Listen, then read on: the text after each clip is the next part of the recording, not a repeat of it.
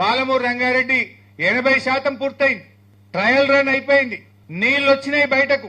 కేవలం ప్యాకేజ్ 3లో రాళ్లు వచ్చినాయి కొద్దిగా. ఒక 3-4 కిలోమీటర్లు ఆ రాళ్లు బ్లాస్ట్ చేసి కెనాల్ త్రూ చేయాలి అంతే. టనల్ అయిపోయింది, పంప్ హౌస్ అయిపోయింది, సబ్ స్టేషన్ అయిపోయింది. Everything is ready. జస్ట్ 4-5 కిలోమీటర్లు ఆ రాళ్లను బ్లాస్టింగ్ చేసి కాలువ త్రూ చేస్తే పాలమూరు జిల్లాలో 50 టీఎంసీల నీళ్లు మనం నింపుకునేది ఉండే వానాకాలంలో. ఏడాదిని అర్థమైంది. 3-4 కిలోమీటర్ల కాలువ తవ్వ చేత కదా ఈ ప్రభుత్వానికి. ఆ 3-4 కిలోమీటర్లు ప్యాకేజ్ 3లో కాలువ తవ్వి ఉంటే నాగాపూర్ రిజర్వాయర్లో 8.5 టీఎంసీలు, ఏదుల్లో 6.5 టీఎంసీలు, వట్టెంలో 16 టీఎంసీలు, కర్వెనలో 17 టీఎంసీలు, మొత్తం 50 టీఎంసీల నీళ్లు మనం నిలుపుకునే అవకాశం ఉండే కదా.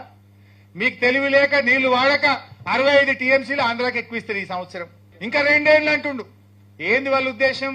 జల్లి పూర్తయితే అంతా కేసీఆర్ చేసిండు అనుకుంటారని ఓ 2 ఏళ్లు వండబెట్టి మళ్ళీ నిన్న ఉత్తమ్ పోయి ఇంకా 2 ఏళ్లకు చేస్తారట మెల్లగా. ఆడ ఉన్న పని ఏంది? గట్టిగా చేస్తే 4 రోజుల పని ఉండదు.